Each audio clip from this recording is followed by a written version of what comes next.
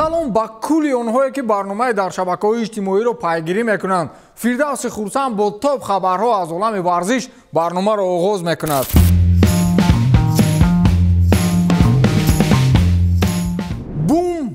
бум беҳтарин сармураббии дунё Юрген Клоп ниҳоятан гуфт ки аз миёни Роналдову Месси кадомаш беҳтарин футболбоз аст.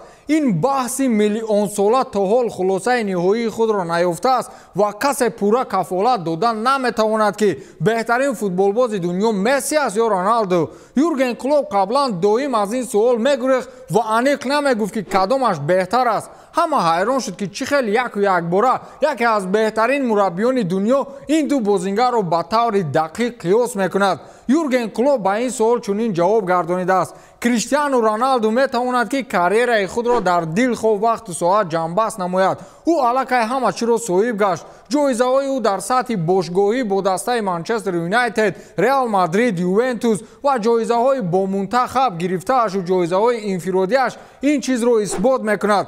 ҳоло барои Месси зарур аст ки барои футбол чандин корҳои дигарро ба сомон расонад. баъди оне ки Хави ва Иньеста дастаи Барселонаро тарк карданд, Месси дигар ягон ҷоизаи муҳимеро бо ин бошгоҳ ноил нагаштааст. вақт нишон медиҳад ки Роналду беҳтарин бозингари дунёст ва Месси беҳтарин футболбози Барселона мебошад, гуфтааст Юрген Клоп.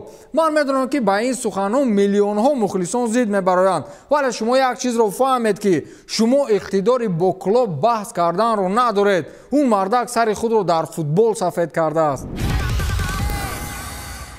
сармураббии мунтахаби футболи Олмон Йоахим Лёв ҳайати дастаро барои иштирок дар бозиҳои Лигаи Миллатҳо эълон кард ки медонед дар ҳамин ҳайат чанд бозингари Бавария ҳастанд? танҳо ду бозингар. шумо тасаввур карда метавонед ки Йоахим Лёв аз дастаи молики требл дар мавсими 2019-2020 танҳо ду бозингар ҷудо кардааст ва инҳо ҳам Никлас Зюле ва Лерой Сане мебошад. якуми агар дар давоми мавсим аз эҳтиёт ба майдон мебаромад, дуввуми нав ба Мюнхен омада буд. сабаб дар чӣ бошад ки аз Бавария дар мунтахаб танҳо ду бозингар аст? сабаб ниҳоят оддӣ аст. пас аз финали Лигаи Қаҳрамонҳо кулли бозингарони Бавария ба рухсатӣ рафтанд ва Лёв танҳо баҳри ду бозингари номбурда истисно кардаасту халос. аз ҷониби дигар набуди бозингарони топ дар сафи Бундестим баҳри бозингарони нав чун дарвозабони Хофенхайм, Оливер Бауман, ҳимоятгари Аталанта Робин Госенс ва ҳимоятгари ҳуҷумкори Мюнхен Гладбах Флориан Нойхаус бори нахуст ба тими мунтахаб роҳ кушод. замоне ки ҳамагон дар мавриди аз омодагиҳо дар шаҳри Манчестер баҳри қабули Месси менависанд, тими арабии Ал-Наср баҳри Месут Озил мақоми шоҳзодаи нави Арабистони Саудӣ пешниҳод кардааст ва суол ин аст ки магар Месут ба чунин пешниҳоди ҳангуф розӣ мешуда бошад? бино ба чунин овозаҳо бозисоз ва ё худ плеймейкери Арсенали Лондон метавонад идомаи маснади варзишӣ дар Арабистони Саудӣ намояд. чӣ тавре сомонаи Фанатик хабар медиҳад, бошгоҳи Ал-Наср баҳри ин туркӣ шартнома бо маоши $20 миллион дар як мавсим ваъда кардааст. мо мехоҳем ӯро шоҳзодаи нави Арабистони Саудӣ намоем ва баҳри ин кор кулли талошҳоро хоҳем кард, омавӣ кардааст суханони раҳбарияти дастаро сомонаи Фанатик. қарордоди кории Озил бошад то тобистони соли 2021 муҳлат дошта. фурсати охирин Озил санаи 7 март ба майдон омада буд. худи сармураббии Арсенал Микел Артета бошад ба Месут эҳтиёҷ надорад. пас агар чунин бошад, шоҳзода будан дар миёни шайхони серпул дар ин даврони буҳрон ё худ кризис аз ҳама беҳтар аст.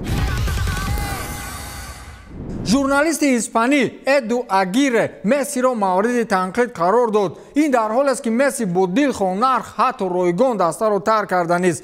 Эду Агире Мессиро ба он гунаҳгор мекунад ки дар вақти вазниниҳои дастаи каталонӣ ӯ аввалин шуда бошгоҳро тарк карда нист. суханҳои ӯро гӯш кунед ки чӣ мегӯяд. ба ман чунин менамояд ки Месси хиёнати бузургеро дар таърихи футбол анҷом медиҳад. ӯ дастаи Барселонаро партофта аз киштии ғарқшуда мегурезад. ӯ бояд ҳозир аз дастан наравад. мухлисони Барс ба ин хиёнат арзанда нестанд, онҳо ӯро намебахшанд, гуфтааст Эду Агире. суханҳои журналисти мазкур ҷон дорад дӯстон.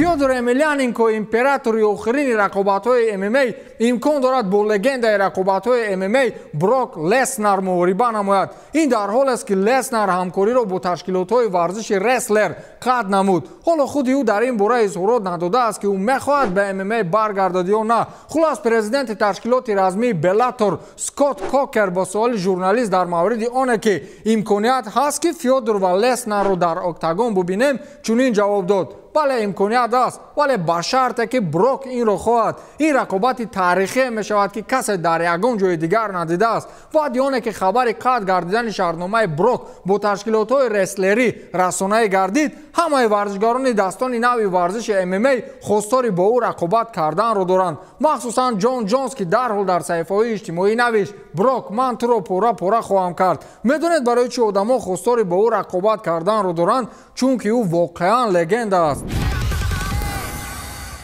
مخلصان دسته اشتوتگارت آلمان برای خریداری مسی مبلغ جمع میکنند. آنها برای ستاره آرژانتینی در بانک صورت حساب شدند و مقصد دارند که تا روزهای نزدیک 900 میلیون یورو جمع نمایند. تشکیلاتچی‌ها بر آن باورند که از حساب مخلصان میتوانند 900 میلیون یورو مبلغ جمع کنند و مسی را به دسته بیارند. خلاص در این صورت حساب تا امروز 1282 یورو مبلغ جمع شده است. مگر ما گفتم میتوانیم که آنها تا روزهای نزدیکترین 900 میلیون یورو جمع کنند؟ من تماما باور ندارم. 1282 یورو کجا و 900 میلیون یورو کجا؟ تشکیلاتچی‌ها گفتند که در صورت ناموفق شدن در جمع‌آوری مبلغ آنها این پول را به فوندهای خیریوی میگذارند.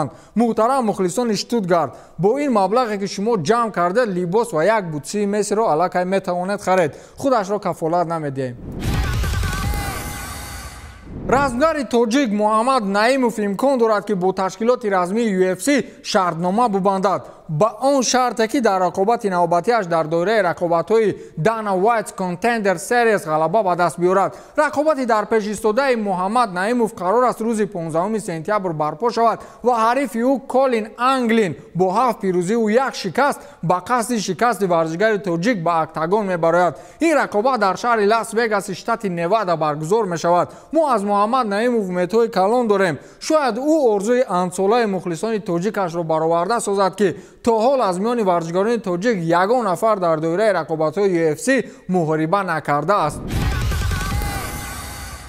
یک پاره فرش میدان بسکتبال که آنجا مرحوم کوبی براین سویدست خود را گذاشته است در مزایده یا خود اکسیون $500,000 فروخته می شود. این در حال است که با قول خودمان خدا رحمتی کوبی براین آخرین بازی خود را در دسته لس آنجلس لیکرز ضد دسته یوتی جاز گذرانیده است و همان روز سویدست خود را روی فرش گذاشته کرد. با بهای کارشناسان باید این سویدست مرحوم $500,000 نرخ داشته باشد. مزایده از 9 تا 26 سپتامبر برپا می شود. چمپیون 5 کرته NBA در دسته لس آنجلس لیکرز روز 26 ژانویه سال 2020 در نتیجه سقوط چرخبال به هلاکت رسید. او نام خود را در تاریخ بسکتبال همچنین که از بسکتبال بازان بهترین دنیا ثبت نموده است. با همین تمام تا دیدار نوبتی خیر.